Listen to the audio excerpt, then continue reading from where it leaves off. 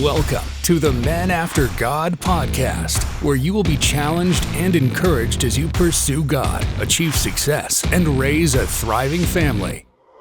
Join your host, Dustin, and his guests on a weekly journey to grow as husbands, fathers, and men after God. Here is your host, Dustin Alley. Hey guys, welcome back to another episode of the Men After God podcast, where we are going to be exploring Christian men's topics that apply directly to you. We don't want to leave anything off the table, and we want to talk about things that actually apply in your life. So if you're someone who says, I would love to hear about this topic, go ahead and send us an email to support@menaftergod.net, and we'd love to bring it up on one of our episodes on Wednesdays. I'm here with my friend Luke today, and we're going to be talking about how mental, physical, spiritual, emotional health overall impacts you as a leader at your workplace and with your family. We're going to go over what it's like to be negatively impacted in health in some way and the results of that outside of your own person, how it impacts your wife, how it impacts your children, how it impacts your coworkers or those that you're leading. And then we're going to talk about things that you can do to be able to overcome the health issues that you're facing, and then what that other side can look like. So Luke, I love talking to you about leadership. Talk for just a minute, man, about times where you've had some health issues that have impacted you as a leader in the home and in the workplace. Oh man. Well, I'm going to go way, way back. When I got out of college and was just getting married, 2010, and I was very, very sick. I didn't know what was going on. And so I had a stomach condition. Over the next several years, I realized and found out through tests and stuff that I had ulcerative colitis, kind of like a Crohn's. And me being the manly man that I am and the tough guy, and basically, you can bleed through it kind of a deal, I avoided the conversation for several years, and I just kind of worked through it. I didn't have health insurance. Hang on, Luke, you avoided the conversation like with your wife or with a doctor, or kind of both. My wife's, wow. I was extremely sick. I couldn't take long drives. I was very limited in what I could do. I had got into a sales job and was limited there. They'd moved me to operations. I was 127 pounds soaking wet. I'm not supposed to be 127 pounds. I was very, very thin. And ultimately, here's the thing. There was a lot of things I could have done. Now, there's a lot of things I was doing to try to fix myself because I was very sick. It's a chronic, autoimmune disease. It's not like I could just take it away. But I didn't do the doctor's appointments and really got to a point where I just got tired of paying for stuff. And so I just avoided all doctors for several years. Well, not a healthy thing. And eventually got to a point where I had got health insurance, went to see the doctor because I was very, very sick, and it was just a lot of physical pain. I couldn't walk straight. It was very limiting. And for those of you that have Crohn's, ulcerative colitis, or IBS, you know what I'm talking about.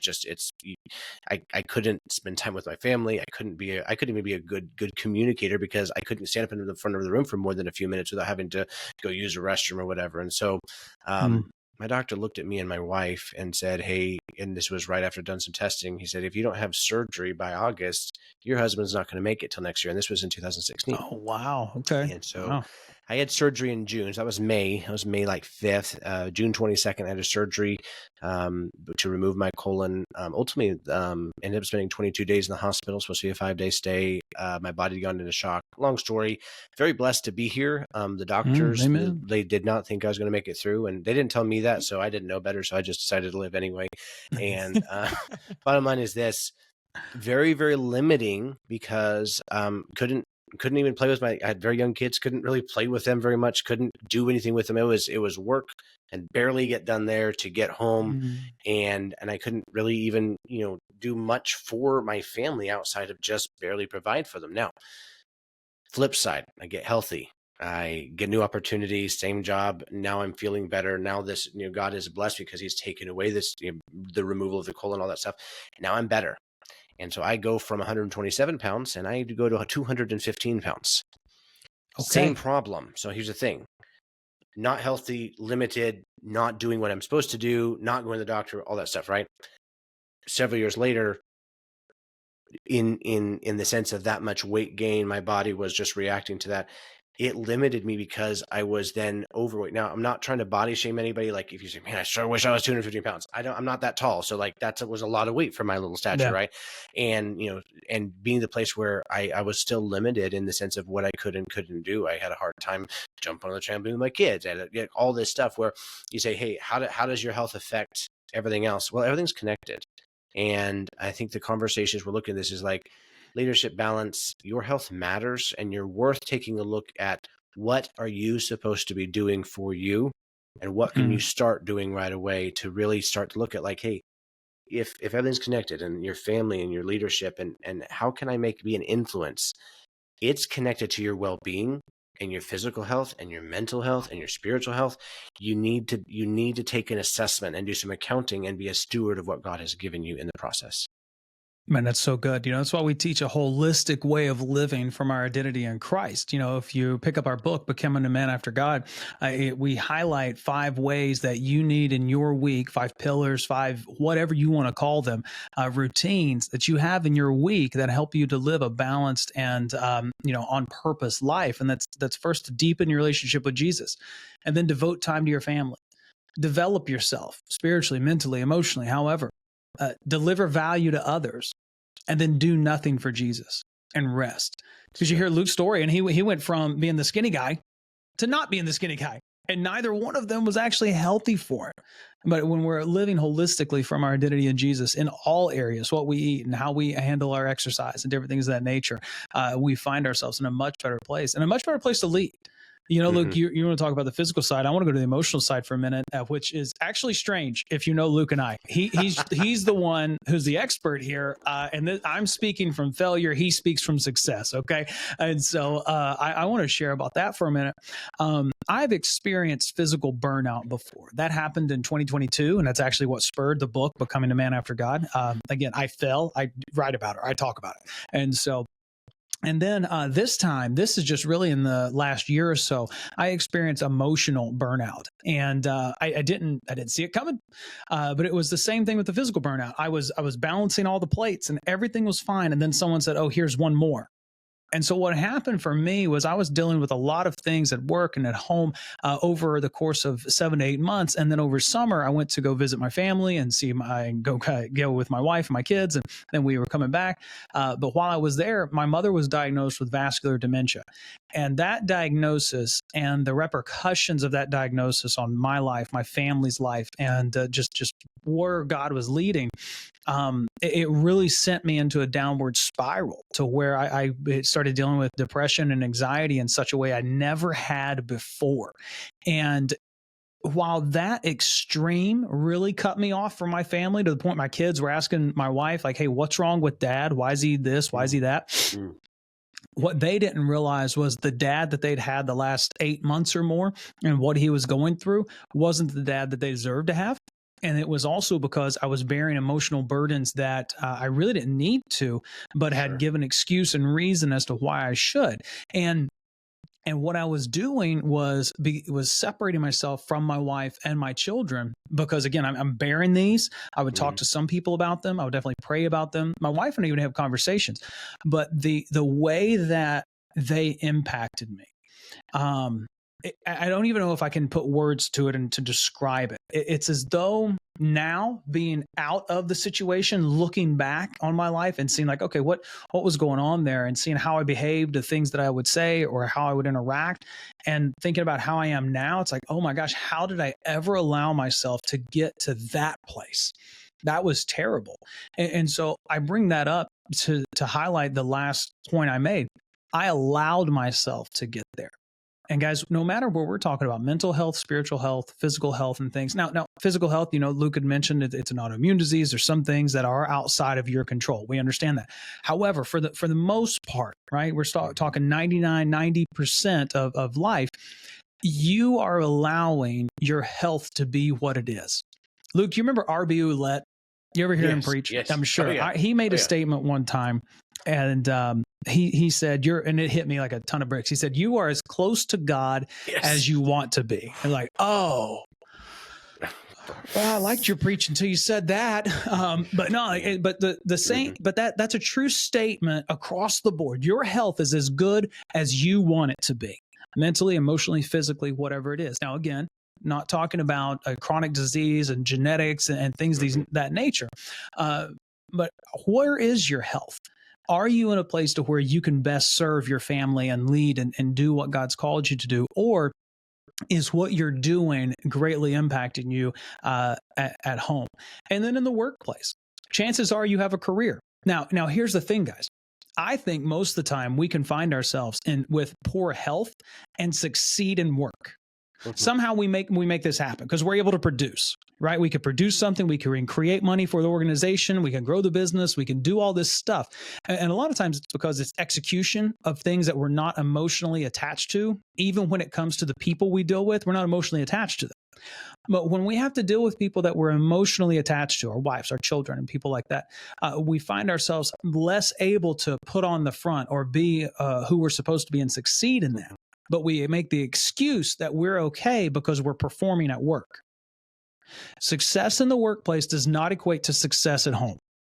We have to be able to accept that and to identify when we're heading into those times of emotional burnout or just health problems overall.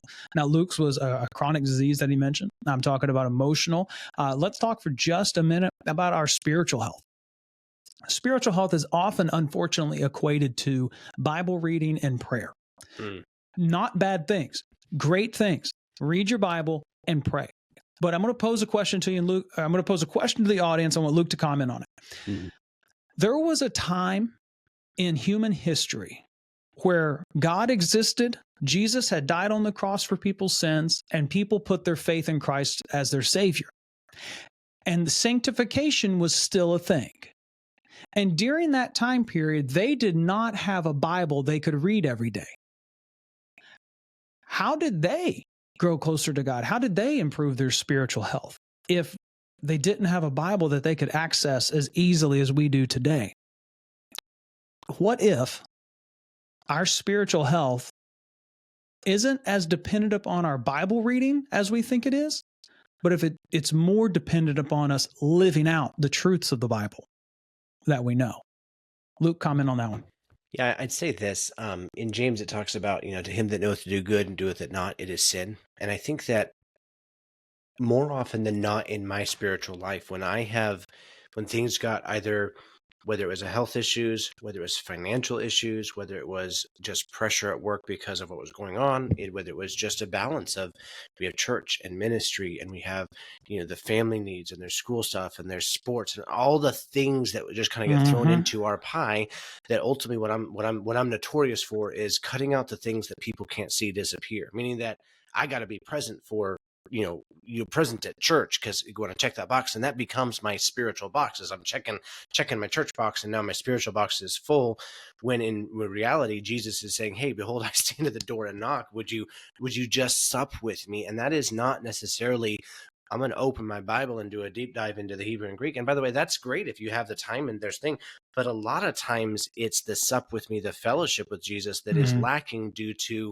I would rather, and this is an intentional thing, I would rather listen to a John Maxwell podcast than listen to worship music or talk to Jesus. I would rather listen to something that's going to make me a better, more adequate leader, and people are going to think that I'm really, really cool at what I do. When in fact Jesus is sitting there saying, "Hey, I'm here, and when you're ready, I will still be here, because you are as close to Jesus as you want to be." In fact, literally, it's draw nigh to God, I'll draw nigh to you, kind of a concept where when you are ready.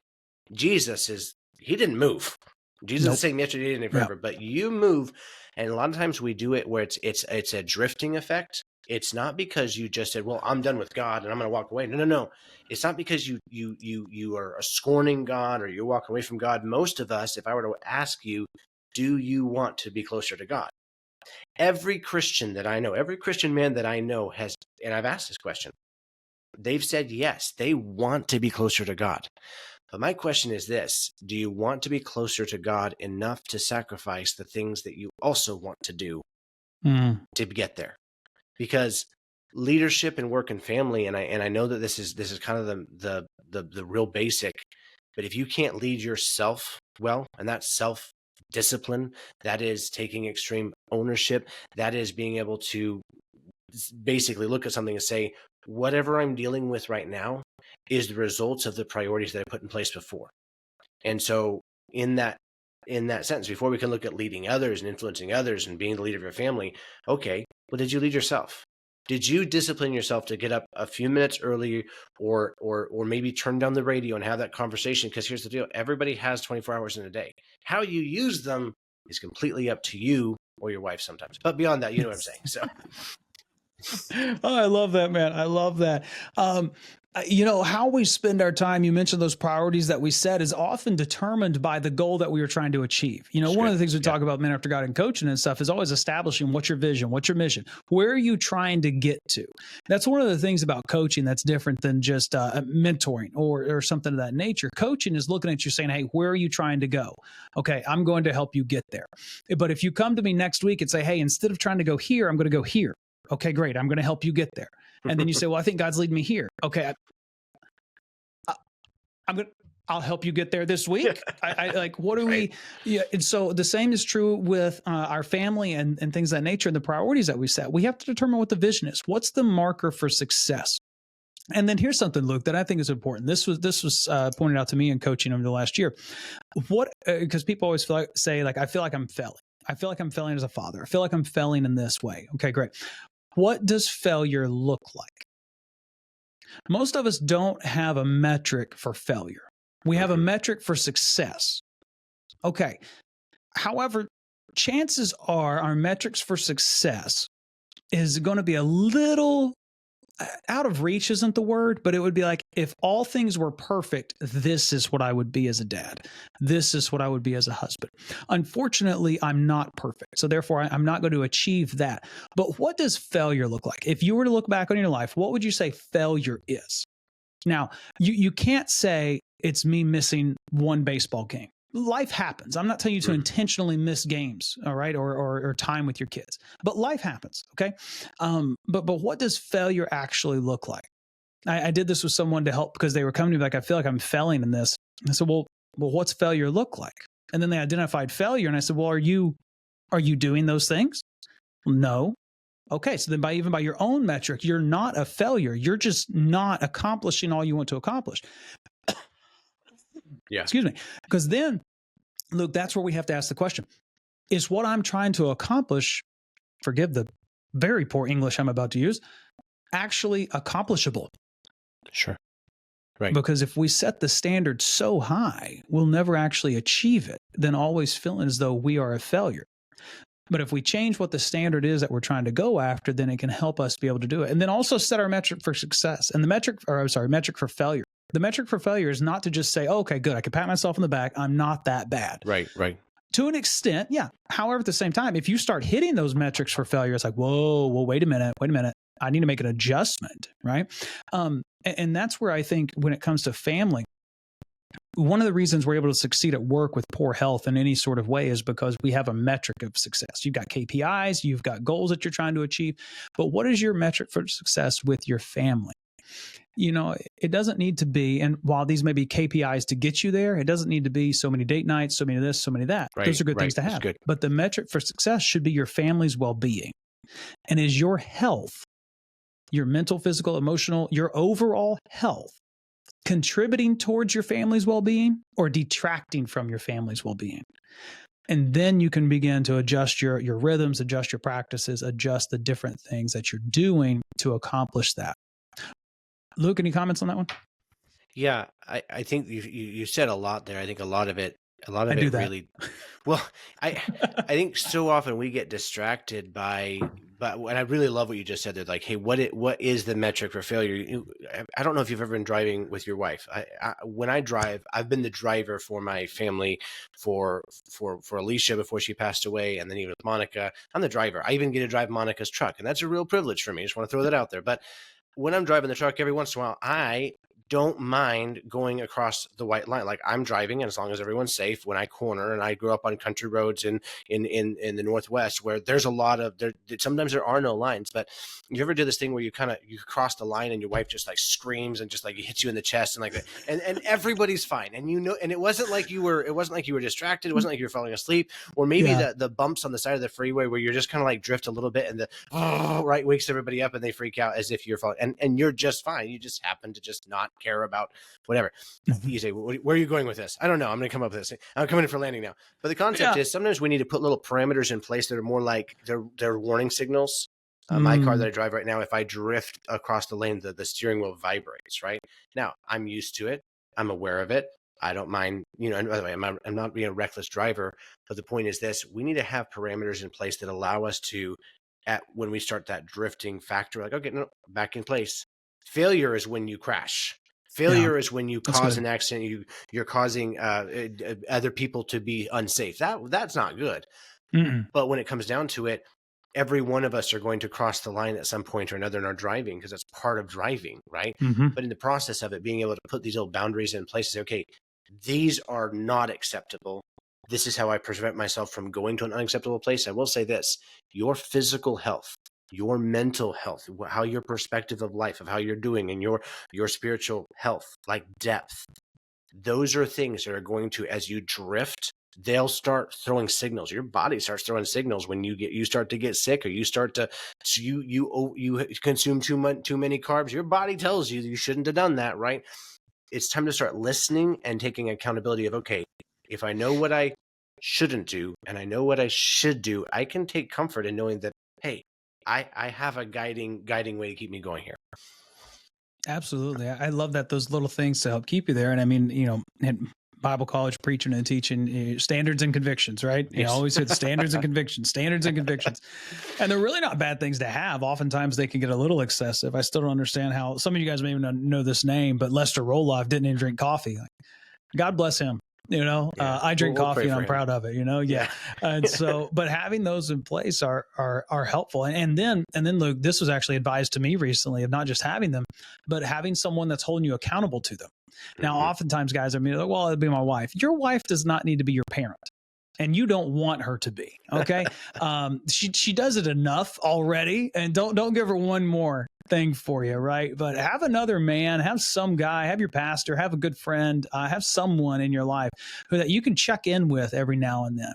I know I'm working at developing that. In fact, I got my first meeting with him. Actually, at the time of this, when this goes live, I should have already met with him, and I'll be meeting with him quite often as someone to hold me accountable to things, so that I don't do what Luke's talking about there. Because in my life, I've experienced physical burnout and emotional burnout, and I was doing good at keeping the physical away. The emotional caught me by surprise, but which is no surprise to anyone who knows me. And so, but we're working on that. But have an accountability person who can help you do that, and I don't recommend it being your wife.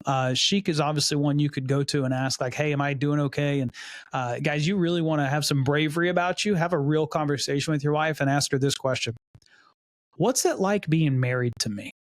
And then let her answer.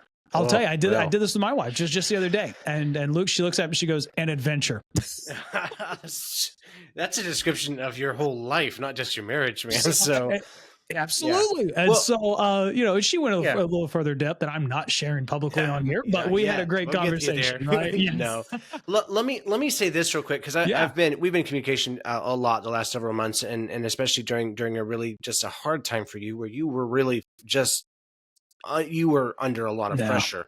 The other day I called you and you ignored me, and I'm not offended by that. I also block numbers that I don't recognize and save in my phone.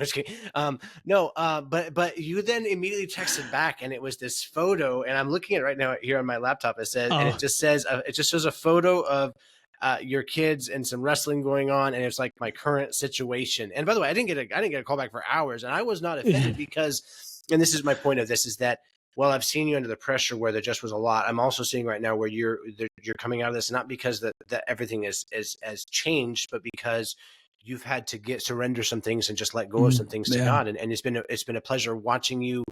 It has not been pleasurable, but it's been a joy watching you walk with Jesus and trust Him through this with your family.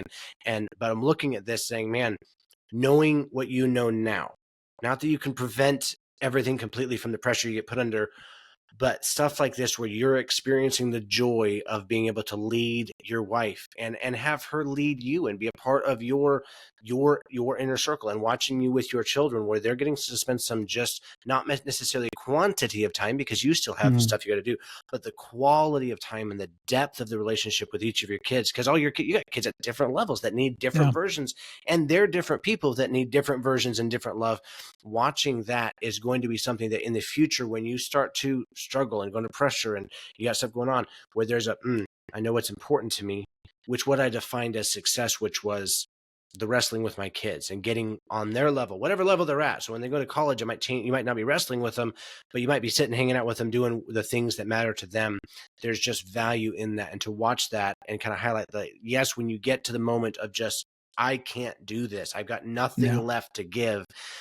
When you can look and say, yeah, but I know what it's like when I have the right amount, when I have enough, when I'm sufficient for my children in the time that we need. There's value in that reflection, making sure, like, okay, what is success?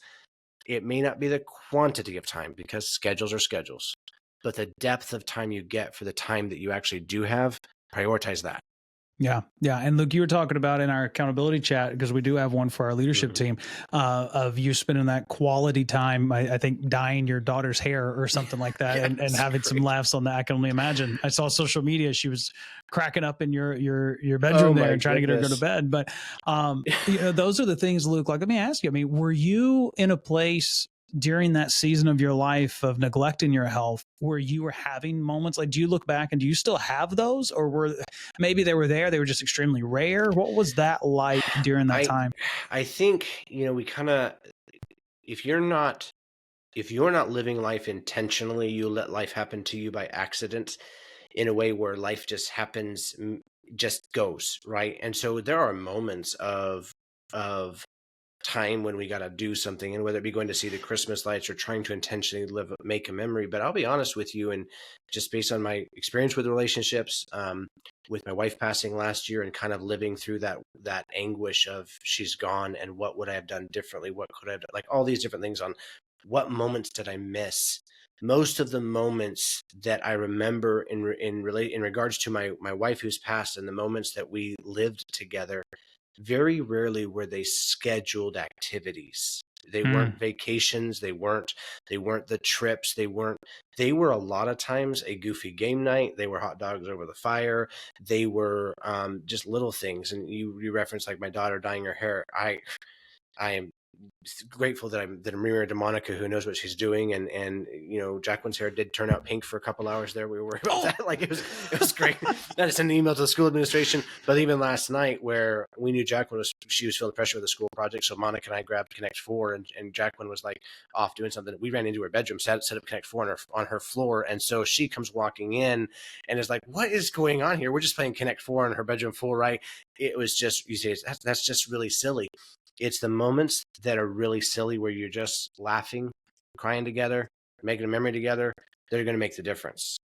To be honest, we're not going to remember the movies that we watch most of the time, but we will remember the movie lines that we laughed about and shared about, right? We're not going to remember the video games that we played, though we may remember the nostalgia of Little Caesars pizza and root beer and wasting time together. And so when you go to that fifth quadrant of time well wasted, where how do you say that? Where you've done nothing for Jesus? What have you intentionally not done for Jesus? How do you say that? There you go. Yeah. I love that one, man.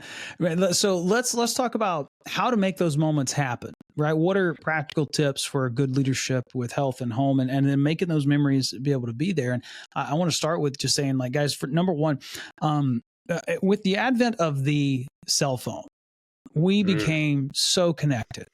And then they put a screen on the thing. And then they put Candy Crush on the thing. All right. And Clash of Clans and whatever else game or app you want on there.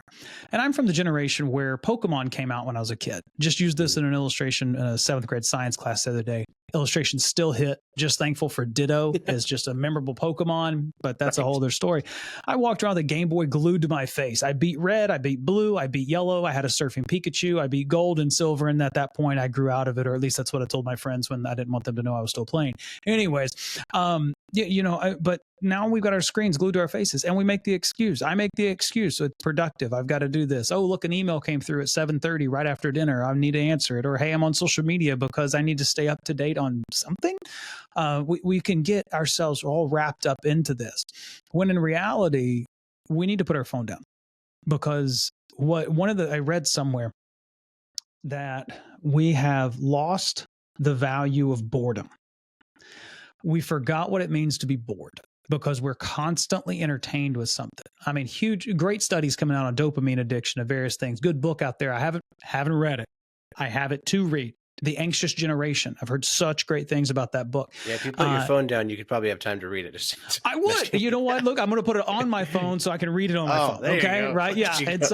And then we do things like that, and Audible, and all this different stuff. But guys, and I've done this in my life. Like, I look and I'm on my phone when I should be interacting with my kid or creating some fun memory. But because I'm on my phone, the moments are passing me by.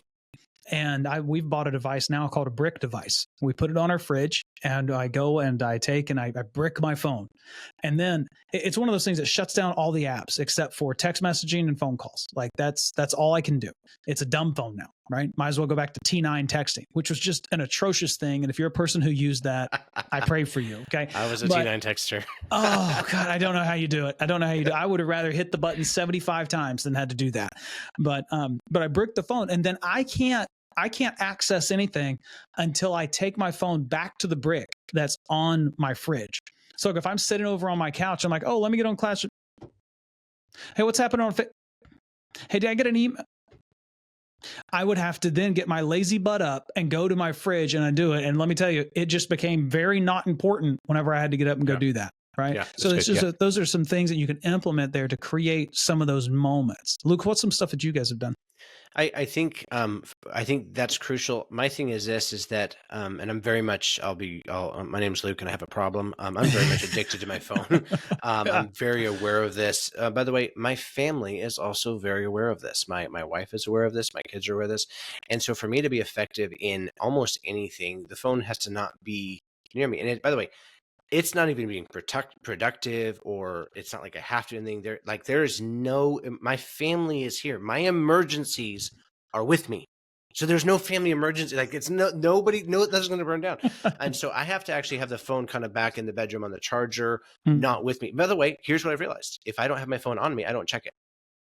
I'm not tempted to use my phone if it's not there. I might, like, the natural impulse is like, I want to go reach for it. But at that point, but a lot of times when I don't have my phone, I'm engaged in what's right in front of me, and I'm not distracted. And by the way, you say, well, it's just a text message, or it's not a big deal, right? It might not seem to be a big deal to you, but I guarantee in 10 years when your kids are talking about you, it will be something that becomes relevant. And so I'll say this as kind of as a tip to those of you who have different age of kids. I've got my daughter's 12, and then I've got 3 boys that are younger. And so my youngest is 7.5, and some in between there, right? They're all at different levels. And so one of the words and tips I'd say this for young kids, by the way, I've been a part of their life younger, and I'm watching effective parents of teenagers now. I look at, if you don't know who the Osterkamps are, Thomas and Lysandra, they're just great podcast. Love watching great podcast, the Family Meeting podcast, but they spend some time with their daughters at their level that is really crucial. So I'd say this: no matter where your kids are at, there's a level they need you to get on. So playing Connect 4 with my 12-year-old is not even her level. That's what was funny about that, was because she doesn't really want to play Connect 4, right? She wanted to, and she's not really into herself, but she's got some stuff. And so we're watching Harry Potter movies with her, and please forgive me for that. If you judge me, I don't really care. But that's her level, right? But versus my younger sons, if I sit down and play Minecraft with them, I am their hero. Now, by the way, I like playing Legos. I would rather play Legos with them, right? Which I love to do.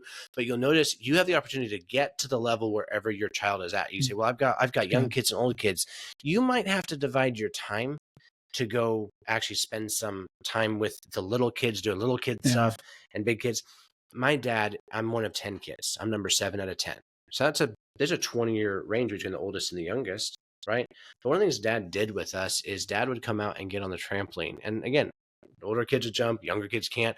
My dad would play steamroller with us, right? And it's one of my favorite memories of my dad. My dad would roll across the trampoline and roll, and we just have to jump over him. And if we tripped, he would just kind of roll over us very gently and tickle us. And like, but it was like Dad didn't have time. He was working full time, providing for a family.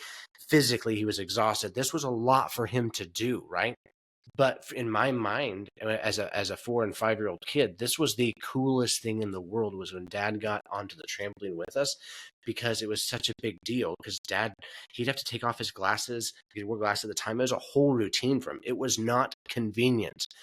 But what it spoke to me was that I was important and that we were important. And so sometimes you're like, man, it's not convenient being a dad. And whether it be the sports games you go to and the sacrifices you make and all this stuff, sometimes it's the most quality you can do is get down. And it's, again, you don't have to do this for hours. You can spend one, and I'll say this, I'll pass this off.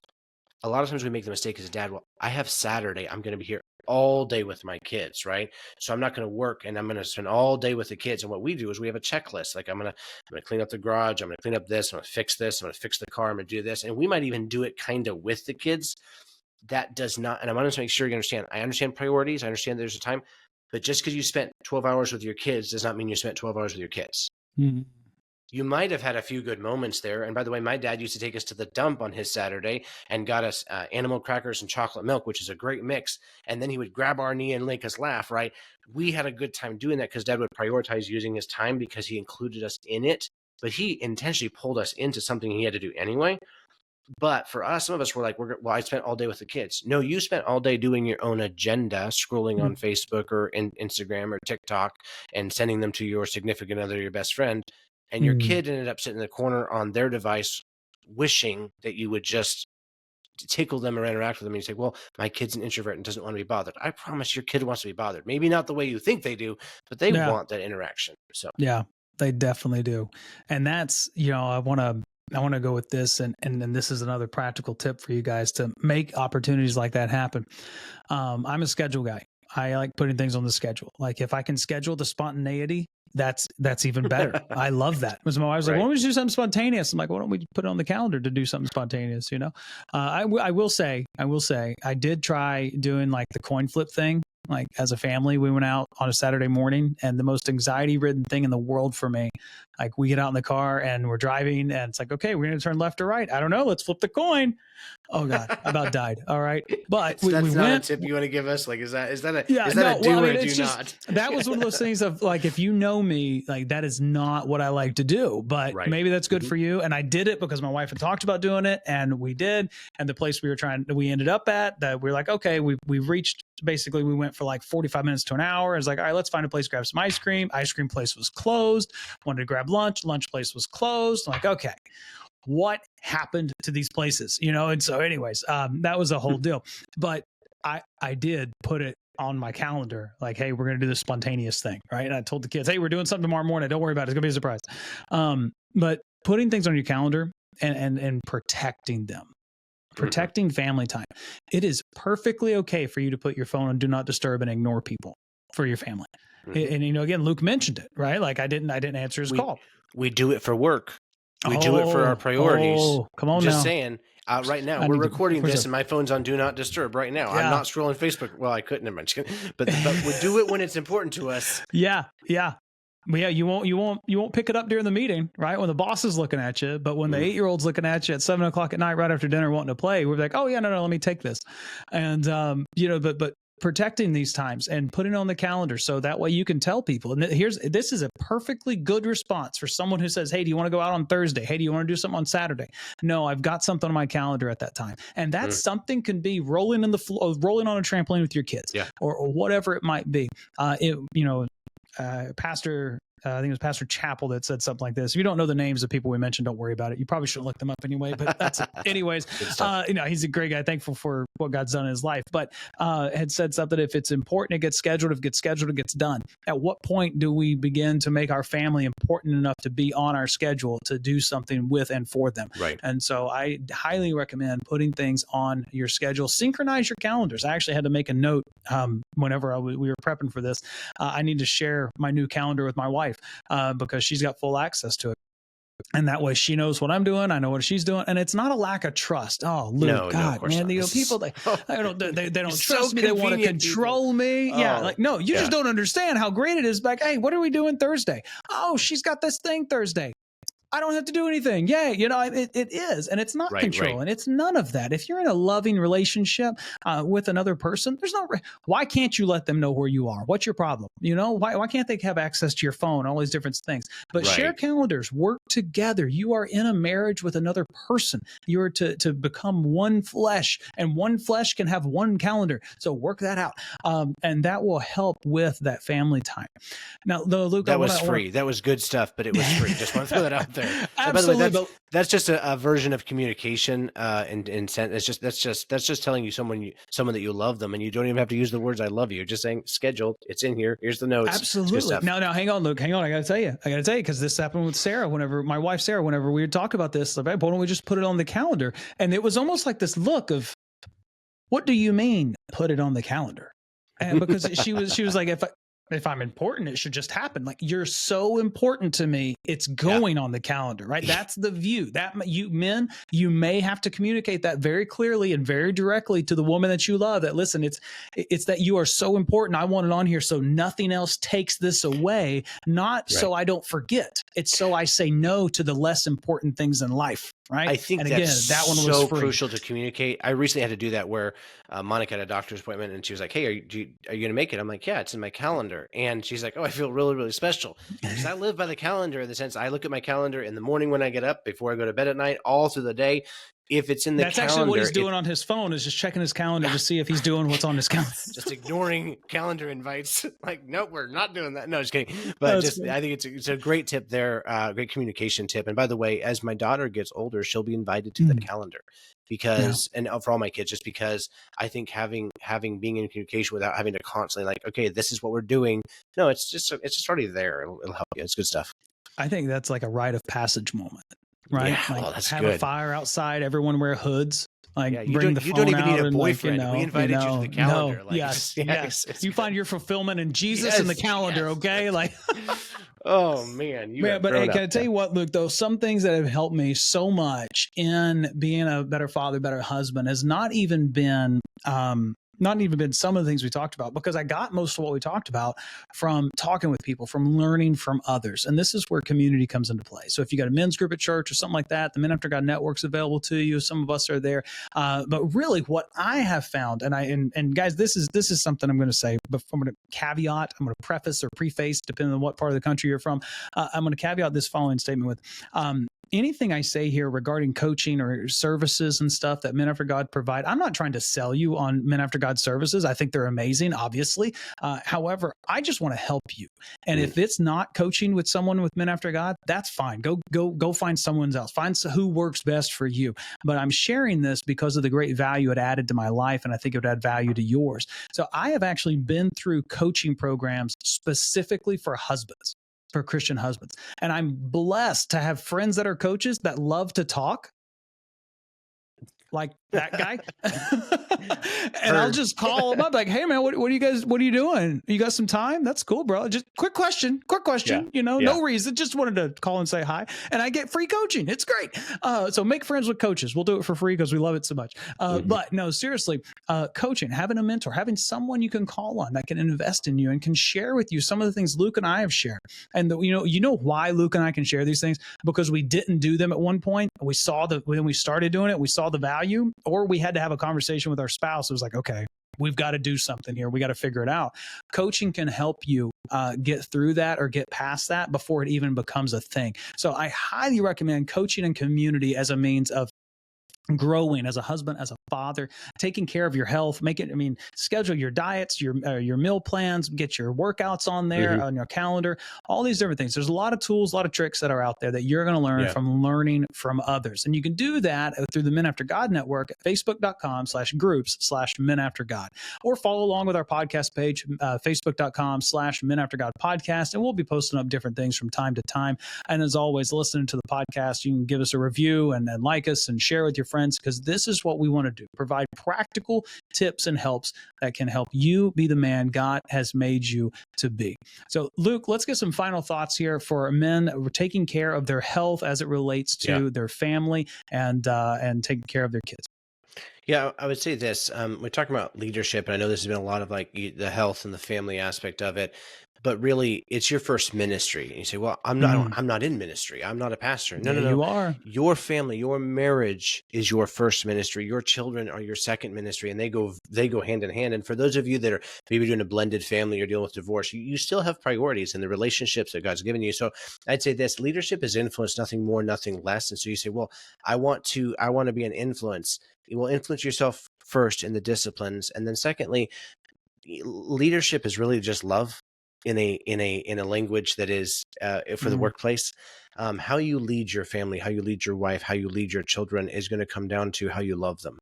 And I'm not talking about how you're bossing them around and creating the rules. I'm talking about what you do to prioritize them and to get them to the next version of themselves. And it takes some intentionality. So I know that Dustin mentioned, coaching. Every one of us have different relationship circles. Some of us have coaches that maybe coach us, or maybe we are a coach. Some of us have mentors, and those are very specific to where am I going? What am I gonna do when I grow up, right? And then you might have a leadership circle, and then you might have an inner circle. But then, to be honest, a lot of us lack a friendship circle in which we have people that we get to have a relationship outside of our marriage, where we can say, "Hey, I need some help. I need some encouragement. I need to just spend some time with you." I think these are questions to ask ourselves in the sense of what are the circles that we need to clarify and then invest into. And you say, "Well, I don't have a coach, I don't have a mentor, I don't have a friend." Well, then make sure you are one. Start to be who you want to have in your life, and you'll find that those circles fill up quickly when you are the version of person that you're looking for, because it's just how God works out those details is pretty glorious. So, oh man, I love that. Absolutely. And guys, my final thoughts to you are this: don't allow anything to negatively impact your mental, emotional, physical, spiritual health to the point that it's going to impact your family. You will regret it, and you'll have to come out of that. You will have the opportunity to show your children and your wife what it looks like to come through the other side. However, I'm telling you to put those guardrails in place, to put those checkpoints in place we talked about earlier, have someone hold you accountable, and keep yourself from getting to the place too many of us, myself included here, have been. Don't have that story. Have the story that said, "Oh yeah, I listened to a podcast and the guy said to put some guardrails in place and accountability. I did that. And I've actually never experienced this emotional burnout or the emotional toil that, they describe." That's why I say, I teach from failure, guys, because I'm hard-headed and I have to learn that way. So put those guardrails in place and don't choose to not allow these things in your life that are going to impact you, because they will have an impact on your family. Because I love talking about leadership, mental health, and anything we can related to men's topics. Again, if there's something you'd like to hear about, email us support@menaftergod.net. We'd love to speak on something specific to what you're looking to hear. Next week, the episode is going to air on November 20th, which is a very special day in my life. It is the day I was born. So it will be my 37th birthday the next time you listen to one of these episodes that goes specifically to Christian men. And we're going to be talking about spiritual health during the holidays, because you are going to need some encouragement getting around the family and figuring out who's eating what piece of the turkey and how the Cowboys are going to lose again. And so enjoy your week. And I can't wait to talk with you next time as we reflect on spiritual health during the holidays. Thank you for listening to the Men After God podcast. Make sure you subscribe so you don't miss any future episodes, and keep up with the show by following us at facebook.com/menaftergod. You can also reach out to Dustin personally at dustin@seekconsulting.us with any questions or for coaching on being a man after God. Until next time.